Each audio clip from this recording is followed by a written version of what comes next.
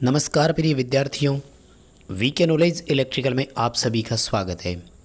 दोस्तों NCVT ITI के exam हो रहे हैं सीबीटी और आज दोस्तों 11 अगस्त 2022 को इलेक्ट्रीशियन फर्स्ट ईयर का जो सेकंड शिफ्ट में क्वेश्चन पूछे गए थे वो कुछ क्वेश्चन हमें मिले हैं, बच्चों ने हमें सेंड किए हैं। यदि आपका पेपर नहीं हुआ तो इस वीडियो में जितने भी क्वेश्चन हम आपको बता रहे हैं सभी क्वेश्चन को ध्यान से देख लीजिए। आपके पेपरों में भी इन्हीं में से क्वेश्चन देखने को मिल सकते हैं, क्योंकि दोस्तों आईटीआई में क्वेश्चन प्रीवियस पेपरों से रिपीट होते हैं और रिसेंटली जितने भी एग्ज़ाम होते हैं उनमें लगभग वही क्वेश्चन आते हैं। ऐसा सेकेंड ईयर में भी हो रहा है, ऐसा फर्स्ट ईयर में भी हो रहा है। आपको पेपर में आज जो क्वेश्चन पूछे गए वो भी मैं आपको बताऊंगा और साथ ही मैं आपको ये भी बताऊंगा कि पेपर आ कहाँ से रहा है। सो आप इस वीडियो को कंप्लीट लास्ट तक ज़रूर देखना। चैनल से पहली बार जुड़े हैं तो चैनल सब्सक्राइब कर लीजिए। हम इसी तरह के अपडेट न्यूज़ नोटिफिकेशन आपको चैनल पर प्रोवाइड करवाते हैं। ये वीडियो अपने दोस्तों को फॉरवर्ड ज़रूर कर दीजिए ताकि वो भी इसे देख सकें, जितने भी साथी हैं आपके जिनका एग्ज़ाम नहीं हुआ। और यदि आपका एग्ज़ाम अभी नहीं हुआ है और बाद में होना है तो आप भी हमें अपनी शिफ्ट में पूछे गए क्वेश्चन भेज सकते हैं। हमारे व्हाट्सएप नंबर आपको हमारे यूट्यूब के इसी यूट्यूब चैनल के कवर फ़ोटो पर मिल जाएंगे। यानी चैनल ओपन करेंगे तो जैसे कवर पेज ओपन होता है तो वहाँ आपको हमारे व्हाट्सएप नंबर मिलेंगे। आप भी अपने शिफ्ट और तारीख लिख करके हमें व्हाट्सएप पर क्वेश्चन भेज सकते हैं। सॉल्यूशन वीडियो उसका भी हम प्रोवाइड करवा देंगे। चलिए आज के क्वेश्चनों को शुरू करते हैं। और यदि आपका पेपर नहीं हुआ तो इन क्वेश्चंस को आप अच्छे से पढ़ लीजिए। फर्स्ट ऑफ ऑल एक बार दोबारा बता दूं, पूरा पेपर निमी की असाइनमेंट में से ही आ रहा है। तो फर्स्ट ईयर के लिए 2 पीडीएफ है, फर्स्ट सेमेस्टर और सेकंड सेमेस्टर के नाम से। हो सके तो दोनों पीडीएफ को ही पढ़ लो अच्छे से ताकि कोई भी क्वेश्चन ना छूटे। फिर भी फर्स्ट ईयर के लिए जो इम्पोर्टेंट क्वेश्चन अब तक पेपरों में आए हुए हैं उनका वीडियो मैंने बनाया हुआ है। आप प्ले लिस्ट में जाकर उन वीडियोज़ को भी देखें ताकि वहाँ से भी कुछ क्वेश्चन आपको सीखने को मिल सके। अनुचुंबकीय पदार्थ निम्न में से कौन सा है, ऐसा एक क्वेश्चन पूछा गया था। माय डियर, अनुचुंबकीय को इंग्लिश में अपन पैरामैग्नेट बोलते हैं। चुंबकीय पदार्थ 3 तरह के होते हैं ना, फेरो, पैरा और डाया। इस ऑप्शन के अनुसार आपको अनुचुंबकीय में वायु को रखना है। ए ऑप्शन है यहाँ पर। वैसे भी देखो ग्लास और जल ये दोनों डाया में आते हैं। डाया बोले तो प्रतिचुंबकीय पदार्थ, और प्रति को वो हिंदी में परा लिखता है, ध्यान से सुनिएगा, ठीक है। और स्टील, निकिल, लोहा, कोबाल्ट ये सब आपको फेरोचुंबकीय पदार्थ की कैटेगरी में रखना है। खैर क्वेश्चन को ध्यान से समझिएगा और आपके जब पेपर में आ जाए तो उत्तर आराम से करना, कोई जल्दबाजी नहीं करनी और गलती नहीं करनी है। चालकता की इकाई पूछे दोस्तों। चालकता की इकाई प्रतिरोध की अपोजिट होती है। प्रतिरोध की इकाई जब ओम होती है तो इसकी महो कर देंगे। इसका भी ए ऑप्शन आपके सामने है, महो होगा और ऐसे उल्टा लिखना है, ओम का जस्ट अपोजिट होता है। तीसरा क्वेश्चन पूछा कि सीरीज सर्किट में ओपन प्रतिरोधक का क्या प्रभाव पड़ेगा। बहुत अच्छा क्वेश्चन है, बहुत साधारण क्वेश्चन है दोस्तों। अगर सीरीज सर्किट में एक प्रतिरोधक ओपन हो जाता है तो कोई भी उपकरण काम नहीं करता है, ये ध्यान रखें। और साथ ही जो प्रतिरोधक ओपन हुआ है उसके दोनों टर्मिनल पर सप्लाई के बराबर वोल्टेज होती है हमेशा।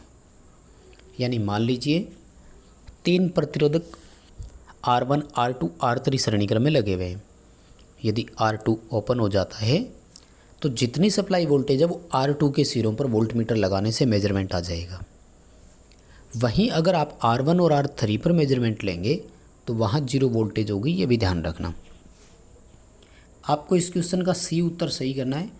प्रतिरोध के दोनों ओर कुल आरोपित वोल्टेज दिखाई देगा, सही आंसर है। ये क्वेश्चन तो कंपटीशन एग्ज़ाम की दृष्टि से भी बहुत इंपॉर्टेंट है।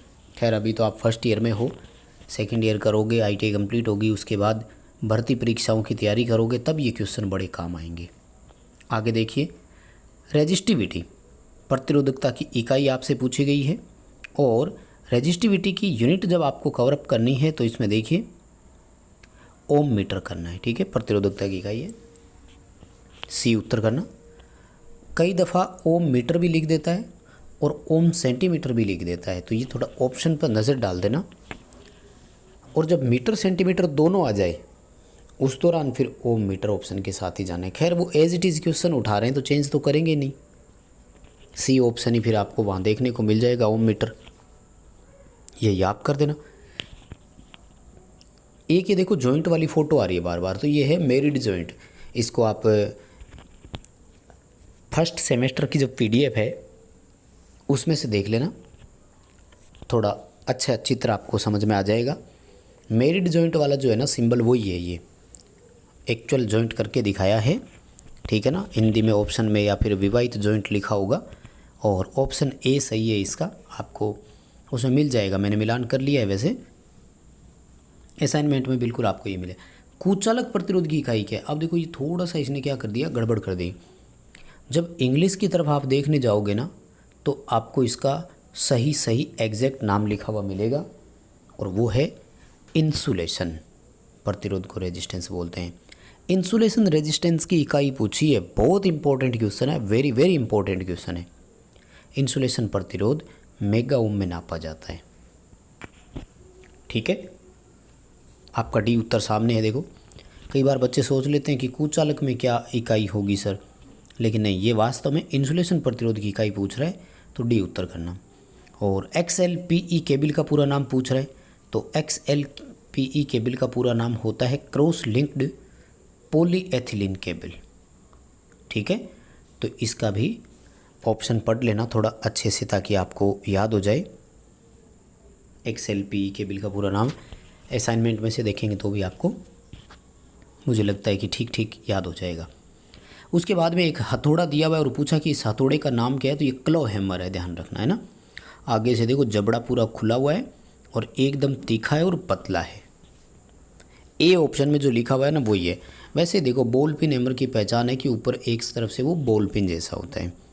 क्रॉस पिन में क्या है, ऐसे एक ऊपर से पिन उठ करके आएगी, और स्ट्रेट पिन में है ना एक सीधी स्ट्रेट लाइन बनी होगी, यूं पिन दिखाई नहीं देगी उसमें। तो ये ए है ऑप्शन इसका, क्लो हैमर आपको इसका उत्तर करना है। और उसके बाद में एक वो कैलिपर वाला है, ये सिंबल थोड़ा बच्चे ने बनाया तो है, देखो कितनी मेहनत करते हैं। आपको एक बार फिर मैं बता दूं, ये क्वेश्चन हमें आज जो पेपर देकर आया है उस बच्चे ने ही सेंड किए हैं, हमने कोई अपनी तरफ से नहीं बनाए हैं। अब पेपर किस शिफ्ट में हुआ है, कितने बजे हुआ है, वो सब इसने डिटेल लिख कर भेजी है। और मैं तो ये मानता हूँ कि काफ़ी अच्छी मेहनत भी की है। देखिए डायग्राम बनाने का भी बच्चे ने प्रयास किया है और बहुत सुंदर से बना भी पाए। आप क्लो हैमर का डायग्राम देखिए, बिल्कुल अच्छा बनाए, समझ सकते हैं हम इसको देखकर। ये कैलिपर वाला है तो ये जेनी कैलिपर है, ध्यान रखना। इसकी एक टांग अंदर से खरोंच करते हुए आती है, वो है। जब आप नियमित PDF में देखेंगे तो बहुत अच्छे से इसको आप समझ जाएंगे, तो कोई प्रॉब्लम तो आपको वैसे नहीं आएगी इसमें। आगे देखो 10वां सवाल पूछा कि किस प्रकार की कोल्ड चीजल का उपयोग करेंगे जब हमें किनारों के पदार्थों को वर्गाकार आकृति देनी हो। इंग्लिश में लिखा होगा डायमंड पॉइंट चीजल, हिंदी लिखा हुआ है हीरा बिंदु आकार की छेनी। छेनी को इंग्लिश में चीजल बोलते हैं, ठीक है ना। तो वो यहाँ आपसे वो चीजल यानी छेनी के बारे में पूछ रहा है और इसका आपको डी उत्तर करना है, हीरा पॉइंट चीजल, ठीक है। और उसके बाद में कह रहे हैं कि MKS प्रणाली में M अक्षर का मतलब क्या है। देखो ये मापन की एक प्रणाली होती है जो किस किस के बारे में बताती है, लंबाई के बारे में, मास द्रव्यमान के बारे में और टाइम यानी समय के बारे में। वो ये बताते हैं, ये मतलब ये बेस यूनिट होती है। वो ये कह रहे हैं कि अगर MKS प्रणाली में बल की इकाई न्यूटन है तो बताइए ऊर्जा की इकाई उस समय किस में होगी, क्योंकि ऊर्जा की इकाई तो जूल भी होती है, कैलोरी भी है। इसी तरह से बल की इकाई डाइन है, न्यूटन है, अर्ग है, कार्य की इकाई जैसे। तो ये अलग अलग यूनिट जब आती है तो वो होता है। तो यहाँ M का मतलब होता है मीटर, आपको भी उत्तर करना है। K का मतलब होता है किलोग्राम और S का मतलब होता है सेकंड। माप की वजह से अपने पास ओवरऑल 3 प्रणालियाँ होती हैं, एक MKS होती है, दूसरी FPS होती है और तीसरी CGS होती है। इनका तीनों का कहने का मतलब ये है कि ये तीनों लेंथ की ही यूनिट होती है, कि लंबाई को आपने मीटर में लिया है, फुट में लिया है या सेंटीमीटर में लिया है। तो यहाँ देखो समय तीनों इकाइयों में सेकंड में ही लिया जा रहा है, ये तीनों टाइम होता है।